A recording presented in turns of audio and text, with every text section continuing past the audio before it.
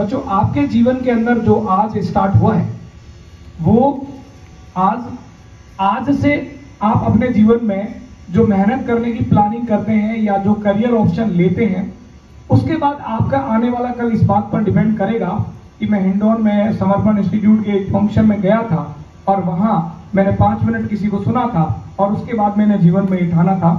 हमारा मकसद सिर्फ इतना सा है कि यहाँ जितने भी बच्चे बैठे हैं जिन्होंने अभी 12th का एग्जाम दिया रिसेंटली और उनके मन में कई तरह के सवाल होंगे क्योंकि जब अपनी एक छोटी जगह से, हालांकि हिंडौन में जीवन में पहली बार आया, नाम बहुत सुना एजुकेशन के अंदर, बट फिर भी अगर मेट्रो सिटीज के सीबीएसई स्कूल के परफॉर्मेंस के सामने अगर हमारे बच्चों की पर्सनैलिटी और उसके अपन कंपेयर करते हैं तो कहीं न कहीं ग्रामीण सभ्यता होने के कारण हम अपने आप को सेकंड नंबर पर अप्रोच करने का प्रयास करते हैं और उसी हिसाब से हमारे निर्णय भी प्रभावित होते हैं।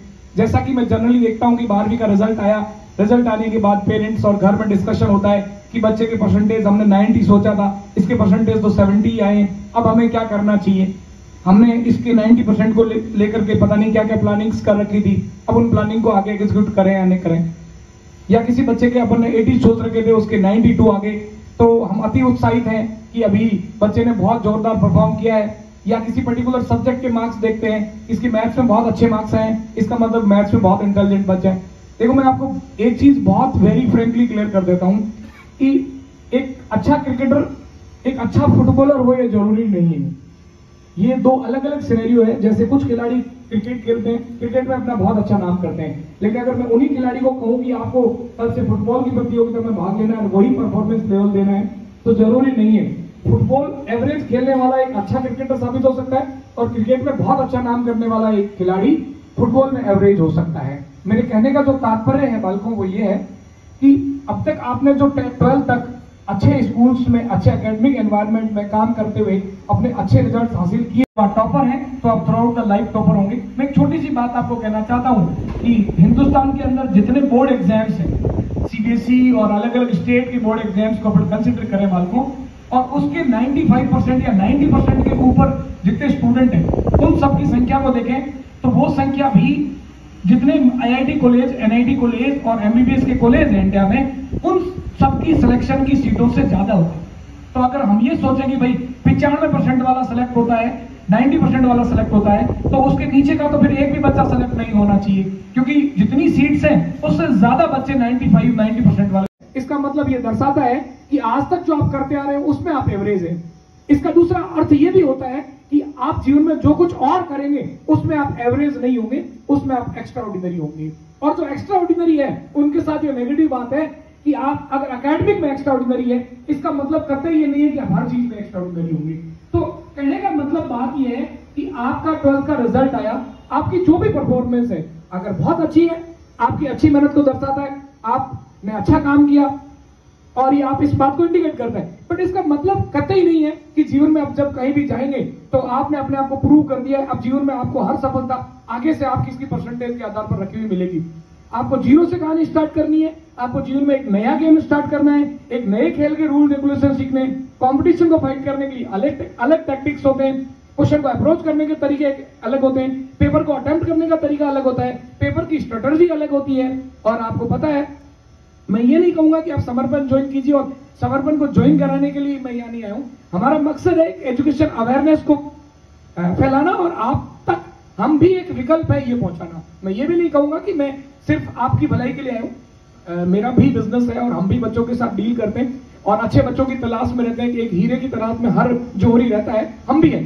बट हमारा सिर्फ एक ये मकसद नहीं है, हमारे 2 मकसद है। एक मकसद तो ये कि हमें भगवान ने इतना नेक काम करने के लिए दिया है। दुनिया में बहुत सारे काम होते हैं, हर व्यक्ति का काम अच्छा होता है अपनी जगह, बट हमें लोगों को बनाने का काम दिया गया है। हम अगर मान लीजिए कोई एक व्यक्ति हीरा बनाता है तो उसने बहुत खूबसूरत नगीना बनाया, जब वो किसी व्यक्ति की हाथ में अंगूठी में बंद करके आता है, सब लोग उसकी तारीफ करते हैं, कहते हैं कि किस जौहरी ने कितना शानदार हीरा बनाया है, इसकी अंगूठी कितनी सुंदर लग रही है। लेकिन दोस्तों मैं कहना चाहूंगा कि हमें भगवान ने वो काम करने का मौका दिया है कि जब हम कोई नगीना बनाते हैं तो उसके बाद में लोग ये नहीं कहते कि कितना शानदार नगीना होता है। एक सिलेक्टेड बच्चे को देख करके पूरा एक गांव, पूरी एक स्कूल, उसके सारे जूनियर्स ये प्लान करते हैं कि अगर मेरे इस साथी ने, मेरे सीनियर ने करके दिखाया है तो मैं भी कर सकता हूँ। ऐसे बच्चे तैयार करने का मौका भगवान ने हमें दिया। तो मैं ये मानता हूं कि हमारे इस काम को और आगे बढ़ाने के लिए आप लोगों को ज्यादा है तो भी मुझे जीरो से मेहनत करनी है। इस सब बातों को प्लान करने के बाद जीवन में सबसे जो इंपॉर्टेंट बात होती है कि मुझे करना है। जीवन में सबसे बड़ी इंपॉर्टेंट चीज जो होती है वो ये होती है कि सबसे पहले आपको प्लान करने के आप लाइफ से चाहते हैं। जीवन का बहुत सिंपल सा फंडा है, आप वही सब बनते हैं जो आप चाहते हैं। आप अगर एवरेज प्लान करते हैं तो आप हमेशा एवरेज बनते हैं, और अगर आपको जिंदगी का देखने का नजरिया कुछ डिफरेंट है तो आप नो डाउट डिफरेंट कर जाते हैं। आप देखते हैं हमारे साथ पले बड़े लोग जो हमारे क्लासमेट होते हैं और कुछ समय बाद ही वो समाज से बहुत अलग हो जाते हैं और समाज की पर्सनैलिटीज हो जाती है और उनके हम एग्जाम्पल्स देना स्टार्ट कर देते हैं। ऐसा नहीं है कि उनके रातों रात किसी ने जिब्रेलिन का इंजेक्शन लगाया और गोभी का जो फूल है वो पौधा बन गया, ऐसा नहीं होता है। उसके मन के अंदर कोई ना कोई एक ऐसा ख्वाब बन रहा होता है, उसके मन के अंदर कोई ना कोई ऐसी भावना बन रही होती है कि अगर एक छोटी सी जगह जाकर के अगर धोनी क्रिकेट में सुपरस्टार बन सकता है, सचिन तेंदुलकर जो कि एकेडमिक में अच्छे नहीं थे, उन्होंने अपने मन के पैसों को पहचाना और वो क्रिकेट की दुनिया में एक शहंशाह बन सकते हैं। ऐसे जाने कितने एग्जाम्पल अपने को देखने को मिल जाएंगे कि जो किसी एक चीज में बिलो एवरेज थे, एवरेज भी नहीं थे, और उन्होंने अपने टैलेंट को पहचाना और उन्होंने अपने फील्ड के अंदर अपनी कामयाबी को हासिल करके दिखाया। मैं ये कहना चाहता हूं जेईई और मेडिकल के बारे में अगर आप प्लान करते हैं तो आपको ये कहना चाहता हूं कि हिंदुस्तान का जो सबसे टॉप ब्रेन है वो इन कॉलेजेस के अंदर जाके पढ़ता है। बच्चों आप जनरली न्यूज़पेपर में पढ़ते होंगे कि कोई एक बालक है, उसने आईआईटी बॉम्बे से कंप्यूटर साइंस में बीटेक किया, उसका 4 करोड़ का पैकेज लगा। मैं अक्सर ये बात सोचता था कि ऐसा आईआईटी बॉम्बे में जाते ही क्या होता है कि जो बच्चा हमारे को कोचिंग की 60-70 फीस पे करने में सक्षम नहीं था, जिसकी फैमिली, और उसमें ऐसा बॉम्बे आईटी में जाके सीएस में जाके उसको ऐसा क्या सिखाया गया कि उस व्यक्ति की कीमत 4 करोड़ हो जाती है। मैं इस बात को जांचने के लिए मेरे स्टूडेंट के हॉस्टल रूम में रुक के आईटी बॉम्बे 4 दिन रुका, और मैंने वहां रहने के बाद बहुत सारे आईटीज को मैंने विजिट किया। मेरे अंदर जो स्वैग आया, मेरी बात जो समझ में आई वो ये आई कि वहां छोटी कोई बात ही नहीं करता। मतलब आप उन कॉलेज के बच्चों के साथ रहेंगे, उनकी ग्रुप की बातें सोचोगे तो वहां जो एनवायरनमेंट होता है वो एनवायरनमेंट ही वैसा ही होता है कि वहां मल्टीमिलियनर्स की बातें होती है, वहां विचार ही मल्टीमिलियनर्स के होते हैं। यानी उस कैंपस में एक ऐसा एनवायरनमेंट हो जाता है कि बच्चे को छोटा ख्वाब देखना अलाउ ही नहीं होता, गुनाह होता है एक तरीके से। मतलब वहां नॉर्मल से नॉर्मल बच्चा अपनी मल्टी मिलियनर कंपनी बनाने की सोचता है, एक आइडिया पे काम करता है। आप सब जानते हो आपके आसपास, आप जैसे आज गांव का हर आदमी एक फोन पे यूज करता है, 1 सेकंड में अपना पैसा दूसरी जगह ट्रांसफर कर देता है। ये सब चीजें क्या है? किसी एक आईआईटी में पढ़ने वाले बच्चे के दिमाग में आया हुआ 1 सेकंड का थॉट प्रोसेस है।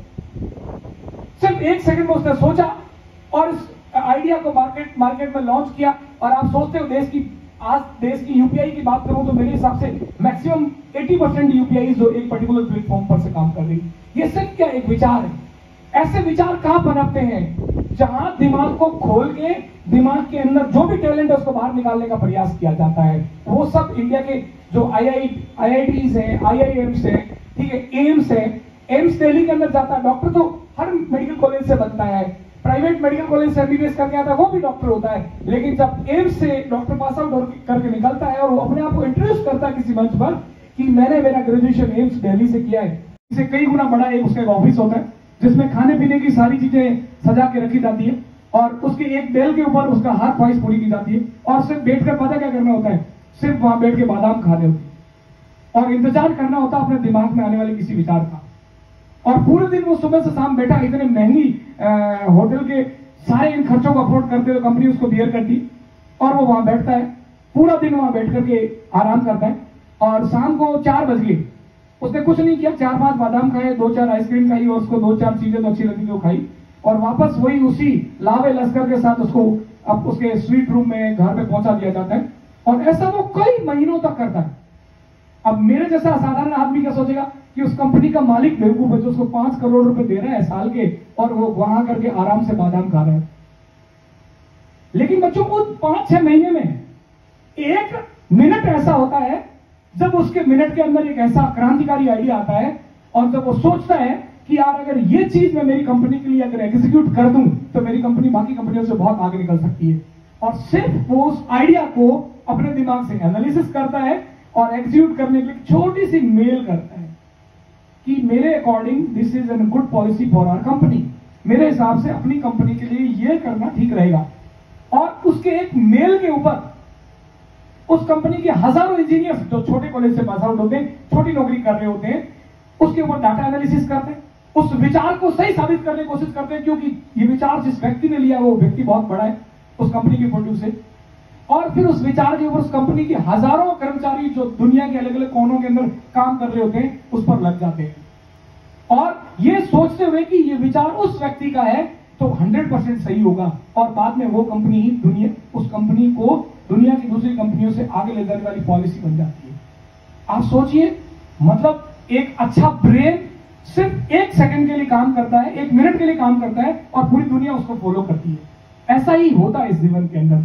जनरली ना हम सब लोग जो जीवन में कर रहे होते हैं सुबह से शाम, वो किसी का एक विचार है जिसको हम फॉलो कर रहे होते हैं। जिस माइक से मैं बोल रहा हूं, ये किसी ने जब बनाया होगा तो सोचा होगा कि यार दूर तक डायरेक्ट आवाज नहीं जाती है, कोई ऐसा किया जाए कि उसकी ध्वनि दूर तक चली जाए। वो सिर्फ एक विचार था, एक विचार बीज था, उसने बोया, और पूरी दुनिया आपको पता है कि इसका कितना ज्यादा यूज करती है। तो एक सिंपल सी बात मैं आपकी लाइफ से कहना चाहूंगा, सिर्फ ये कि या तो ये सोचो कि जिंदगी को वैसे ही जीना है जैसे भगवान ने दिया है, तो ये कंफर्म है आपके लिए कुछ न कुछ व्यवस्था जरूर करी होगी। या फिर ये सोचो कि इस धरती पर अगर मनुष्य के रूप में, जिसको लॉर्ड ब्रह्मा, भगवान ब्रह्मा ने सबसे सुंदर कृति के तौर पर बनाया है, तो निश्चित तौर पर आपसे एक अतुल्य अद्वितीय कार्य करने के लिए भेजा गया है।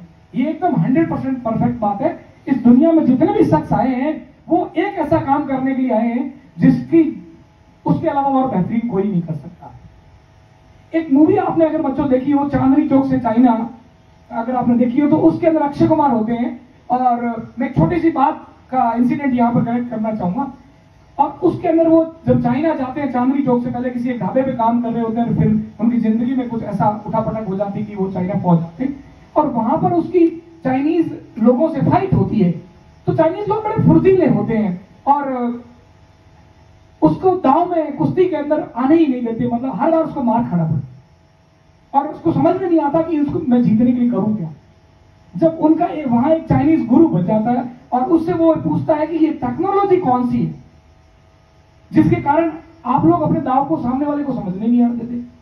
तो वो व्यक्ति जो उसका गुरु बन चुका होता है, वो उसको एक छोटी सी बात समझाता है कि हमारे चाइना के अंदर एक टेक्नोलॉजी चलती है जिसको बोलते हैं कनफू।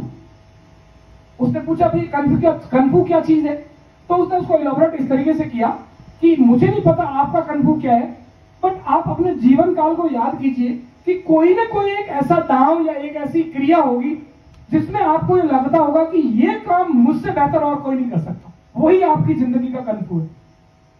अक्षय कुमार ने बैठ के सोचा कई घंटों, और फिर उसको याद आया उसका वो चांदनी चौक पर ढाबा जिसके ऊपर वो सलाद काटता था, और सलाद काटने की जो उसकी स्पीड थी, उसकी स्पीड को देखकर उसके साथी लोग कहते थे कि यार इतने स्पीड से और कोई सलाद नहीं काट सकता। अक्षय कुमार को अपनी बात याद आती है, उसको लगता है कि यार शायद मेरा कनफू यही है। और जब सेकंड टाइम उसकी भिड़ंत होती है अपने रिवलरी से, तो उसको वो पटकता है और उसी अंदाज में उसमें चोट करता है जैसे कि वो कोई ककड़ी काट रहा हो या सलाद काट रहा हो, और सामने वाला पस्त हो जाता है।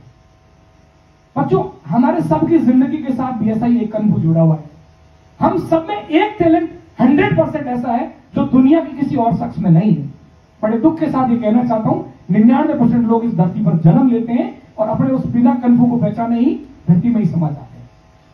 जिस व्यक्ति ने अपना उस टैलेंट को पहचाना, अपने उस कनफू को पहचाना है और ये पहचाना है कि मेरे अंदर क्या टैलेंट है, उस व्यक्ति का, ऐसे इंसान का हम लोग एग्जाम्पल देते हैं। और आपको पता है साधारण लोग ज्यादा एग्जाम्पल जिनके दिए जाते हैं बहुत कम लोग होते हैं। तो आइडेंटिफाई योर टैलेंट, और 100% आप में कोई न कोई एक ऐसी विलक्षण क्षमता है जिसके कारण पूरी दुनिया को आप ये कहलवा सकते हो कि ये इस बंदे के अलावा और कोई बेहतरीन नहीं कर सकता। तो अपने उस कनफू को पहचानना है, अपने उस टैलेंट को पहचानना है, और अपने करियर को सही डायरेक्शन देनी है। और सही डायरेक्शन देने के लिए अपने विचार, दिमाग में पलने वाले विचार बोध को सही जगह पर पहुंचाना है। आईआईटी बॉम्बे के अंदर बैठ करके जो विचार आ सकता है वो हिंडौन सिटी के किसी इंजीनियरिंग कॉलेज में या जयपुर के किसी प्राइवेट इंजीनियरिंग कॉलेज में जाके नहीं आ सकता। मतलब मैं किसी कॉलेज के लेवल को नहीं कंपेयर कर रहा, एनवायरमेंट को कंपेयर कर रहा हूं कि जो एनवायरमेंट टॉपर्स के बीच में रहकर किया जा सकता है, आईआईटी बॉम्बे या आईआईटी एम्स दिल्ली, वहां वो लोग पहुंचते हैं जो पूरे हिंदुस्तान का क्रीम होता है।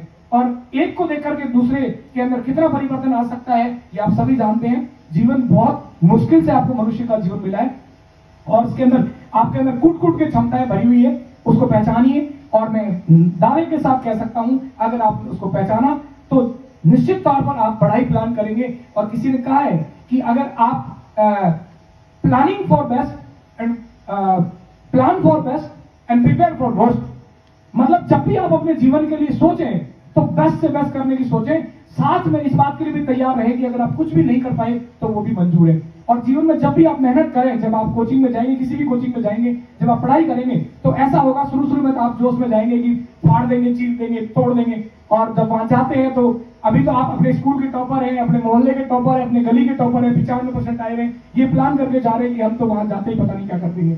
और पता चला कि वहां आप जैसे ही सारे, पता चला कि आप टॉपर है लेकिन सब जगह के टॉपर ही वहां पहुंचे हैं। पता चला कि आप यहाँ पर 95% थे लेकिन जब कोचिंग का फर्स्ट माइनर देते हैं आपके 15% आते हैं। तो उस समय आपकी जिंदगी के अंदर दो चीजें लड़ रही होगी कि यार कल तक तू टॉपर था, आज डफर कैसे हो सकता है। और इस विचार बोध में बहुत से टैलेंट स्वाह हो जाते हैं, बहुत से ऐसे बच्चे जो अकेडमिक में शानदार होते हैं वहां जाके खत्म हो जाते हैं। मैं सिर्फ आपको इतना कहना चाहूंगा कि बेस्ट के लिए प्लानिंग करें, वर्स्ट के लिए तैयार रहें।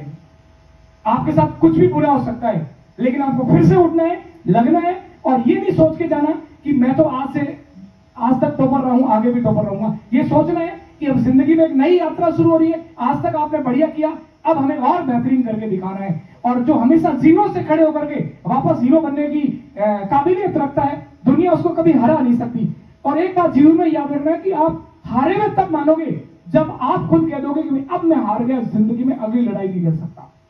और हार तभी मानी जाती है जब लड़ने वाला खुद हार स्वीकार करता है। अगर आप दुनिया कह रही है आप हार गए, आप फिर से उठ खड़े होते हो और ये प्रयास करते हो कि नहीं मैंने अभी हार नहीं मानी है, मैं अभी और प्रयास करूंगा, आई विल स्ट्रगल मोर, तो उस समय तक आप क्या कहलाओगे? आप योद्धा ही कहलाओगे। किसी युद्ध का योद्धा जब हारा हुआ सैनिक तब माना जाता तो वो खुद स्वीकार करता है। तो एक अच्छा योद्धा कभी जीवन में हार नहीं मानता, वो सिर्फ लड़ाई लड़ता रहता है, संघर्ष करता रहता है। और ऐसे संघर्ष करने वाले या नहीं है, ऐसा भी अपन जीवन में बहुत बार सोचते हैं कि यार मेरा व्यक्तित्व अच्छा नहीं है। आप कैसे कंपेयर कर सकते हैं? आप कोई दो शक्लें मुझे ऐसी लाके दिखाइए जो आपस में एक एग्जैक्ट सेम हो, कभी भी नहीं होता। इसका मतलब क्या है? इसका सीधा मतलब यह है कि जिस भी अद्वितीय ताकत ने हमें बनाया है, ये इस सोच के साथ बनाया है कि आप जैसे हो ऐसा और कोई नहीं है। अगर होता तो आपकी शक्ल मिल जाती। इसका मतलब क्या है कि आप जो भी काम कर रहे हैं वो जितना बेहतरीन आप कर सकते हैं ऐसा और कोई भी नहीं कर सकता। आप हर चीज में अगर यूनिक है, अद्वितीय है, तो अपने जीवन को लेकर नॉर्मल कैसे प्लान कर सकते हैं? Plan for the best you can do. अगर ये तभी संभव है जब आपको लगता है कि आप कर सकते हो। किसी ने कहा है कि अगर आपको लगता है कि आप नहीं कर सकते, बिल्कुल सही कह रहे हो, आप कभी नहीं कर पाओगे। अगर आपको लगता है कि मैं कर सकता हूं, मुझे कोई रोक नहीं सकता, बिल्कुल आप सही कह रहे हो, आपको कोई रोक नहीं सकता। ये सब डिपेंड करता है कि आपके अंदर से आवाज क्या आ रही है।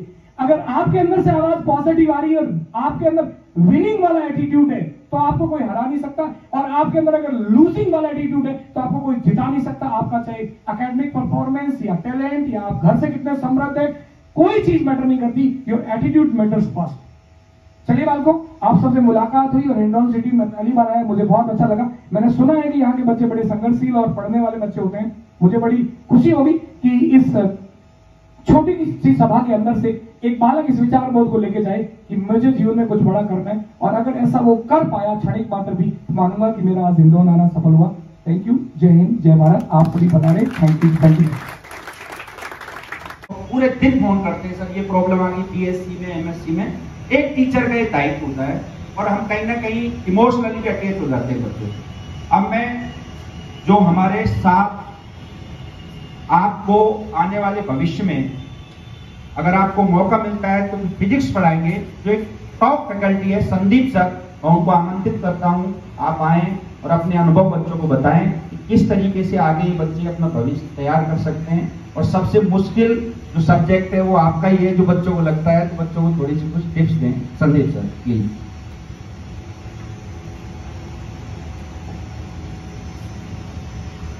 सभी को नमस्कार बड़ों को और सभी बच्चों को मेरी तरफ से गुड मॉर्निंग।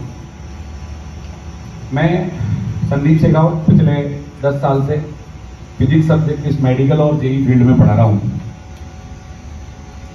इस फील्ड में और जैसे आप लोगों का नॉर्मल एकेडमिक्स में और एक कोचिंग के कॉम्पिटिटिव लेवल पे जाने के बाद में थोड़ा सा सब्जेक्ट को लेकर के अप्रोच बदलने पड़ते हैं, थोड़े तरीके बदलने पड़ते हैं, न्यूमेरिकल अप्रोच बनाना पड़ता है और वो एक अलग तरीके का एस्पेक्ट है जो एक पर्टिकुलर गाइडलाइन के अंदर ही तैयार हो सकता है, जहां तक मेरा मानना है कि आप एक तो अपना पढ़ना और एक किसी पर्टिकुलर गाइडेंस के अंदर प्रॉपर सिस्टम के साथ में उसको डील करते हुए एग्जाम तक पहुंचाना, दोनों अलग अलग टास्क है।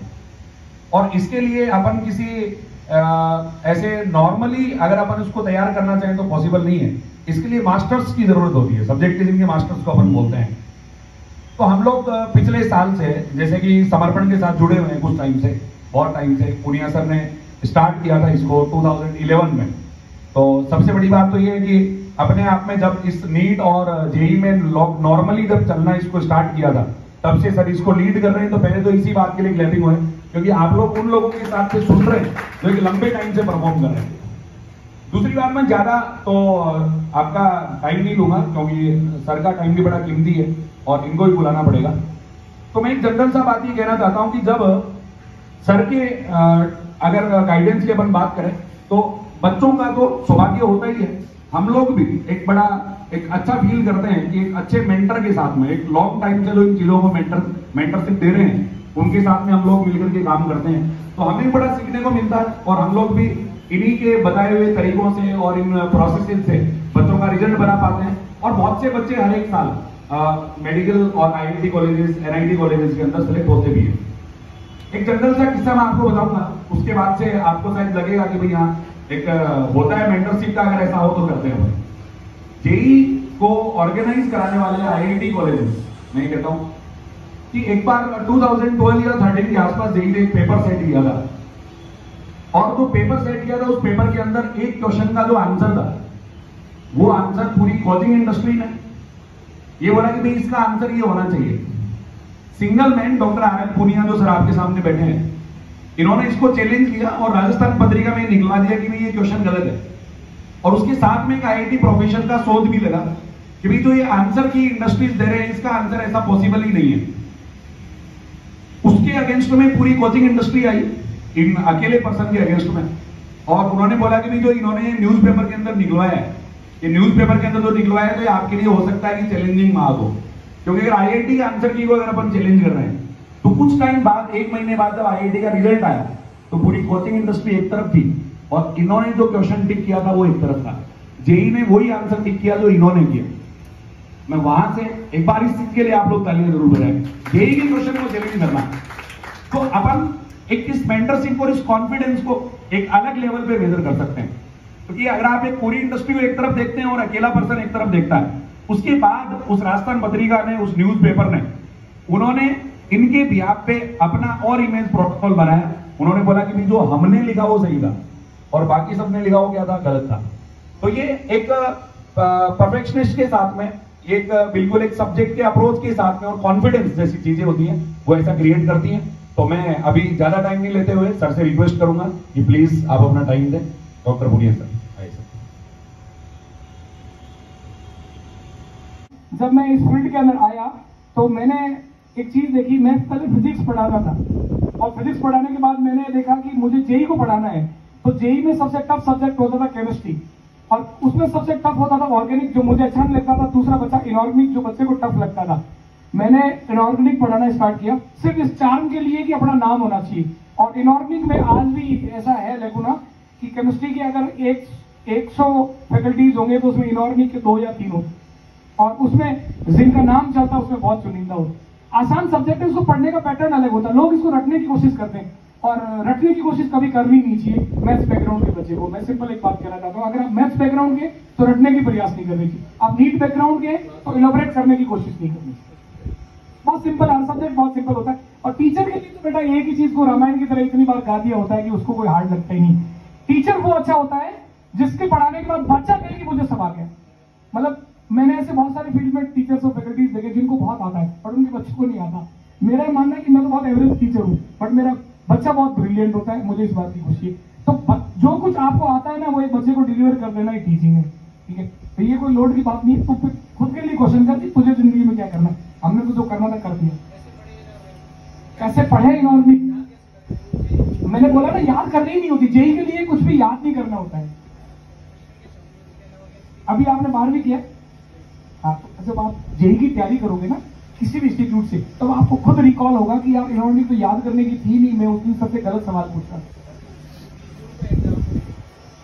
अभी तो बेटा तुमने जो तुम्हारी 12वीं के साथ प्रिपरेशन है उसके आधार पर दो, उससे जो बेस्ट करो आप, जितना कर सकते हो। जेई मेन तो आप आराम से कर सकते हो, बट जेई एडवांस के लिए आपको प्रिपेयर तो करना पड़ेगा। वो आपको जेई एडवांस के एग्जाम में खुद ही फील हो जाएगा कि मुझे कितनी तैयारी करी हुई है, कितनी और करनी है। अभी तो तुम्हें मानो तुम्हें सब आता है और बढ़िया से एग्जाम दे, उसके स्कोर के बाद बात करेंगे। मेरे नंबर सर से ले लेना, उसके बाद भी मैं अवेलेबल रहूंगा सलाह के लिए, ठीक है? और कोई डाउट, और कोई क्वेश्चन? उधर पीछे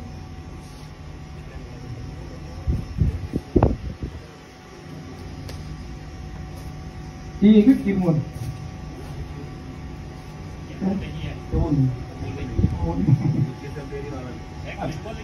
अच्छा वो वाला बहुत बढ़िया है।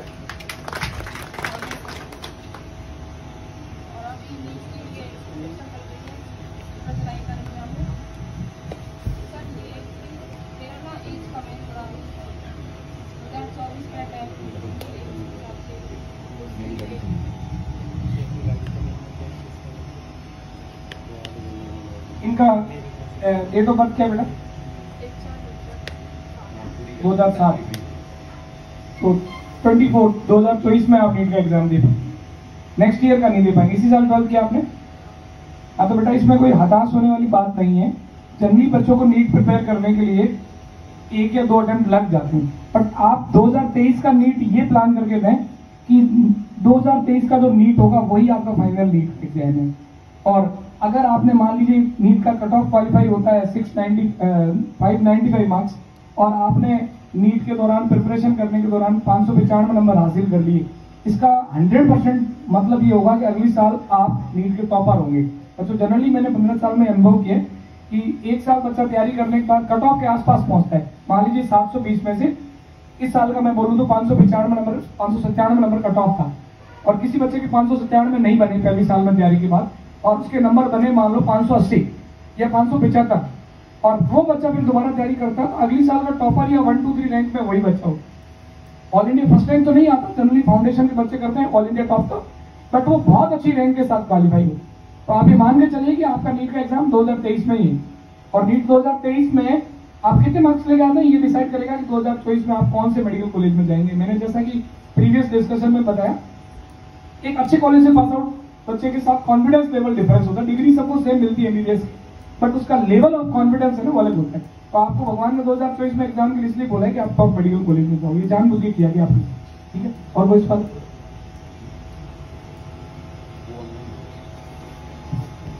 मेरा नाम नैन्सी ठाकुर है, ये 12th क्लास में 96% है, और आगे मैं IIT की तैयारी करूँगा। तालियां एक बार।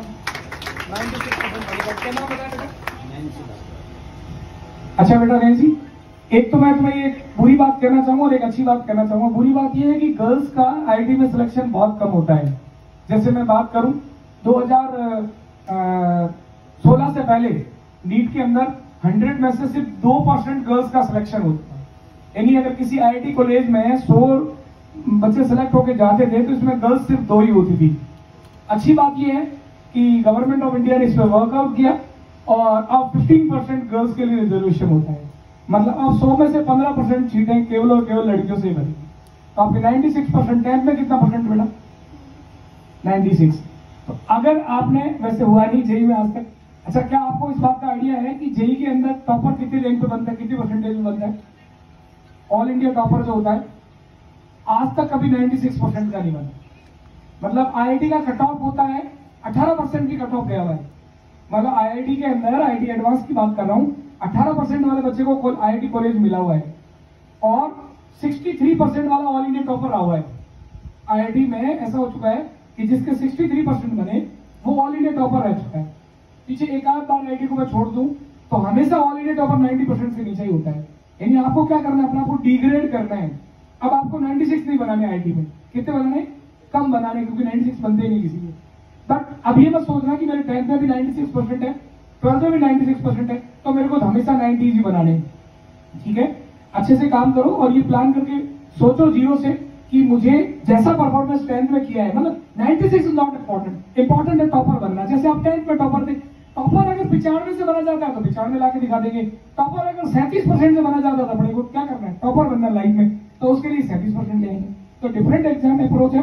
इस चैलेंज के साथ ही मैंने दोनों बातें आपको क्यों बताई, क्या बताया बेटा नाम, नैन्सी ताकड़, मैंने दोनों बातें इसलिए बताई कि गर्ल्स का सिर्फ 2% सिलेक्शन होता था, 15% रिजर्व गर्ल्स कैटेगरी है।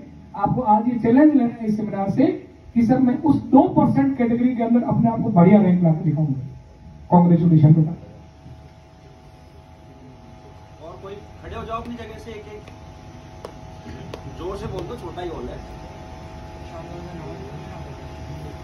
नजदीक लाओ, नजदीक। परीक्षा दी है, 81% बनी है। सर केमिस्ट्री में मेरी थोड़ी प्रॉब्लम है, मैथ में ज़्यादातर टाइम पेपर भी देता हूँ ना, जैसे मैं स्कूल का पेपर दिया तो उसमें मैक्सिमम टाइम भी मेरा उसमें चला जाता है मैथ में, और केमिस्ट्री मार्क्स भी मेरे इतने अच्छे नहीं आते हैं, और मेनली तो ऑर्गेनिक है। ये बेटा कॉमन प्रॉब्लम है जेई की प्रिपरेशन करने वाले मैथ्स के सारे बच्चों की। मैं केमिस्ट्री पढ़ाता हूँ और मैंने जेई से करियर स्टार्ट किया। जो भी बच्चा एक कॉमन थॉट प्रोसेस बता देता हूँ, सब बच्चों के लिए बात है, जो भी बच्चा बायोलॉजी बैकग्राउंड का है उसके लिए फिजिक्स सबसे टफ सब्जेक्ट होता है, उसको फिजिक्स सबसे हार्ड लगता है। उसमें भी 11th क्लास का फिजिक्स जो मैकेनिक्स वाला पोर्शन होता है, क्योंकि उसमें कैलकुलेटिव पार्ट होता है। एट द सेम टाइम जो मैथ्स का बच्चा होता है, मैथ्स के बच्चे के लिए उसका दिमाग कैलकुलेशन वाला बन जाता है मैथ्स सॉल्व करते करते, तो उसको सबसे आसान सब्जेक्ट लगता है मैथ्स, दूसरे नंबर पे लगता है फिजिक्स, तीसरे नंबर पे लगता है उसको टफेस्ट सब्जेक्ट लगता है केमिस्ट्री। और केमिस्ट्री में भी 3 पोर्शन होते हैं, फिजिकल, ऑर्गेनिक और इनऑर्गेनिक। उसको सबसे बढ़िया लगता है फिजिकल और सबसे बेकार लगता है ऑर्गेनिक और इनऑर्गेनिक, क्योंकि उसमें याद करने की चीजें होती है। और बायोलॉजी वाले के लिए जस्ट उल्टा होता है। तो बेटा जी आपका नाम मैं अभी नहीं सुन पाया, बट इतना याद रखो कि जो आपके साथ घटित है ये हिंदुस्तान में हर जेई की तैयारी करने वाले बच्चे के साथ है। तो आपके साथ कोई एबनॉर्मल चीज नहीं है, ये होता ही है। जेई की तैयारी करने वाले बच्चे या मैथ साइड के बच्चे के लिए केमिस्ट्री सबसे वीकर सेक्शन होता है, क्योंकि उसका दिमाग फिर याद करने वाला नहीं होता, उसका एनालिटिकल दिमाग हो जाता है। और स्कूलिंग में ऑर्गेनिक वाले पोर्शन को, इनऑर्गेनिक वाले पोर्शन को थोड़ा याद करने के हिसाब से अप्रोच किया जाता है। जब आप कंपटीशन में जाएंगे तो आप ये जाने नहीं कि जैसे मैथ्स होता है ना, इक्वेशन से चलता है कि x² + y² करके जो आप सॉल्व करते हो मैथ्स में, ऐसा ही केमिस्ट्री में है, ऑर्गेनिक में भी है, और ऐसा ही इनऑर्गेनिक में है। तो उसको आप जब कंपटीशन अप्रोच से पढ़ोगे तो आपको सबसे आसान ऑर्गेनिक केमिस्ट्री लगेगा। Thank you.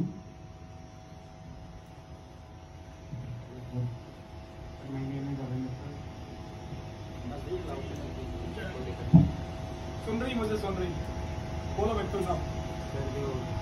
सर मैं ना पढ़ाई कुछ करता हूँ पर मेरे मार्क्स इंप्रूव नहीं हो पाते, और एक इनऑर्गेनिक केमिस्ट्री में प्रॉब्लम है। मैथ से वो तो मैंने परमानेंट बता दिया। एक तो मार्क्स इंप्रूव नहीं हो रहे।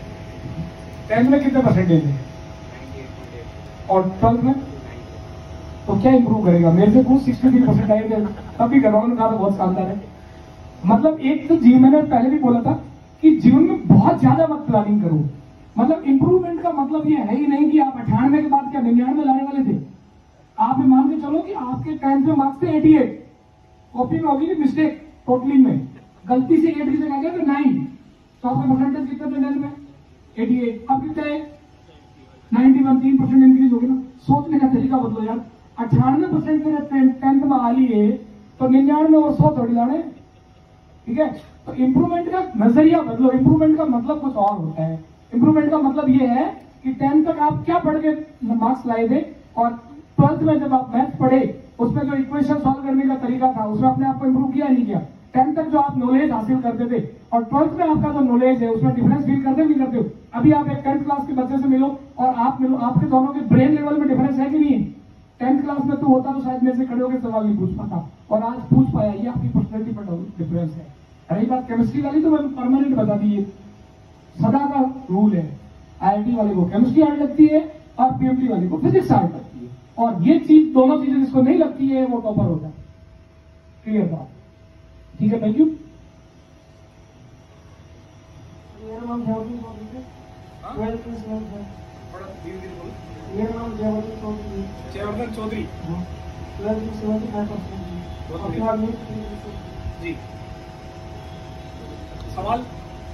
कोई सवाल नहीं, जिंदगी खुद एक सवाल है। बहुत बढ़िया। नेक्स्ट।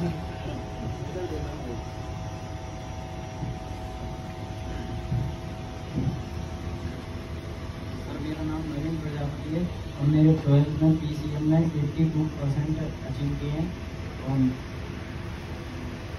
मैं जेई तैयारी के लिए कुछ शेड्यूल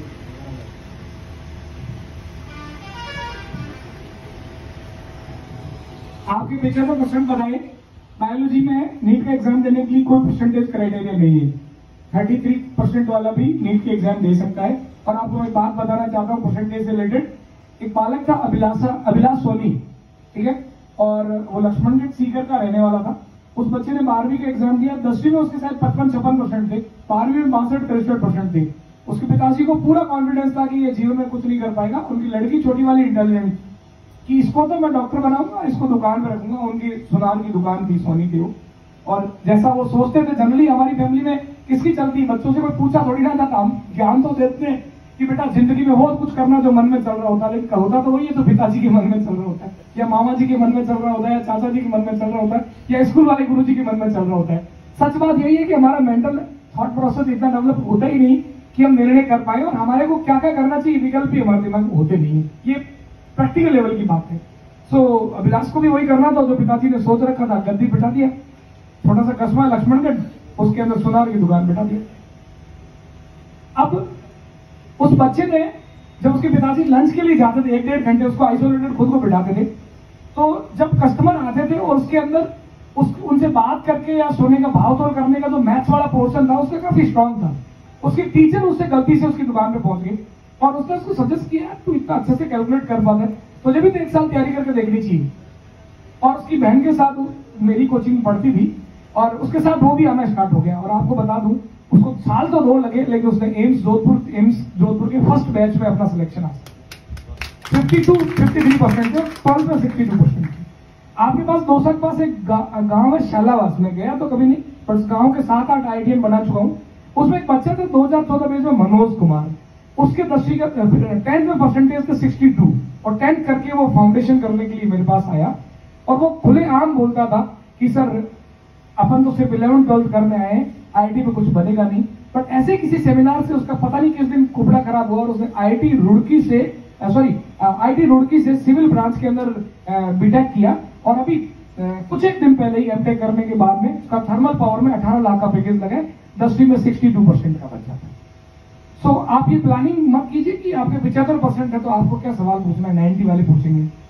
90 वाले मैंने नीचे जाकर देखे हैं, टॉपर भी रहते देखे हैं। ऐसा नहीं सोचना कि सर जब से आए 90 वालों को नीचे करने में लगे हुए, नहीं, आप बहुत मेहनत से लाए हो। मैं तो 10th और 12th दोनों के जोड़ू तो 95 नहीं मिले। आपकी मेहनत में कोई शक नहीं है, बट इसको मैं एक चैलेंज के तौर पर भी कह रहा हूँ कि एक बार और ला के दिखा दो ना। अब तक तो तुम लाए, उसे एक मार्कशीट मिली है सुंदर सी, और उसे सिर्फ इंदौर में तुम्हें जानते हैं, वो भी तुम्हारे थोड़े से रिश्तेदार। लेकिन अगर अगले पड़ाव में आपने जितने परसेंटेज 10th-12th में लाए हो 95, आप लाके दिखा दो, आपको हिंदुस्तान बनेगा, अक्खा हिंदुस्तान, और बहुत बड़ी बात होती है। तो इसलिए मैं तुम्हें टीज कर रहा हूँ बार बार, मैं तुम्हें बार बार जो चिढ़ा रहा हूँ ना, उसके पीछे कारण यही है कि इसको आप चैलेंज के तौर पर लो। और मेरे को ये कहो कि सर अगली बार 95% लाके आप मुंह पे मार के आएंगे, मुझे खुशी होगी कि आप फेंको कि सही लो IIT 95, दुनिया जानेगा पूरे हिंदुस्तान, समझ रहे हो, इसलिए बोल रहा हूँ। और बेटा जी आपने जो सवाल किया, आपने क्या बोला था? हाँ, जेई की तैयारी करना चाहते हो, ये तो ठीक है। आगे क्या सवाल क्या था? कैसे करेंगे तैयारी? कैसे करेंगे तैयारी? कुछ नहीं करना, सिर के नीचे तकिया लगाना है, रोज शाम की तरह सोना है, फिजिक्स केमिस्ट्री मैथ्स जो पढ़ाएंगे वो पढ़ना है, कुछ अलग नहीं करना। सिर्फ ये अलग करना है, ये सोच के करना है कि 12वीं में तो कितना ही पढ़ता परसेंटेज आ ही जाते, वहां अगर पढ़ेगा तो सिलेक्शन होगा, नहीं तो वापस 12वीं पास रह जाएगा। इस सोच के साथ गांव के बस स्टैंड को छोड़ना है कि आज जा रहा है 12वीं पास फलाना बालक, और 1 साल बाद जब जेई एडवांस का रिजल्ट आएगा तो इस गांव की धरती पे उतरेगा एक IIT। सिर्फ विचार अपने दिमाग में लाना है, बाकी सब काम रस्ते रस्ते अपना होते हैं। Thank you.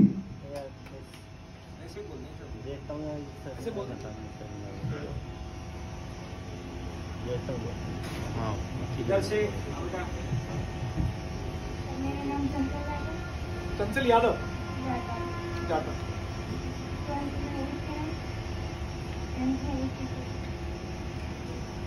बहुत बढ़िया, बहुत बढ़िया।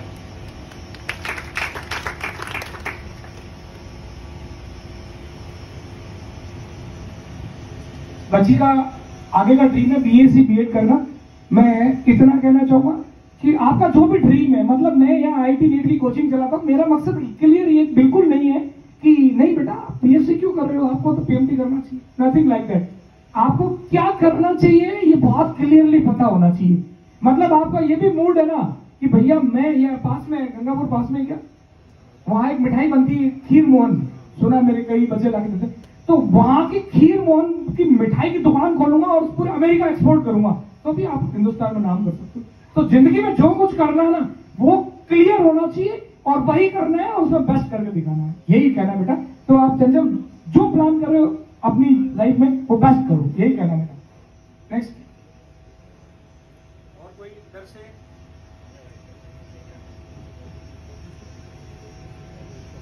माय नेम इज हार्दिक अरोड़ा और सर मैं ये पूछना चाहता हूँ कि अपने पास नीट के अलावा और क्या ऑप्शन है? जी पीसीबी के पीसीबी के अलावा हम तो सिर्फ घटतुत होते हैं, सिर्फ दो ही आता है, बाकी जयपुर में और बहुत सारे इंस्टीट्यूट सब ऑप्शन है। ऑप्शंस तो आप बता सकते हैं। अच्छा इंस्टीट्यूट के अलावा ऑप्शन है। NEET exam. अच्छा मेरे को लगा अपने इंस्टीट्यूट नहीं, इन दो के आपने बोला कि आपके सब्जेक्ट क्या है? PCB. PCB, physics chemistry biology.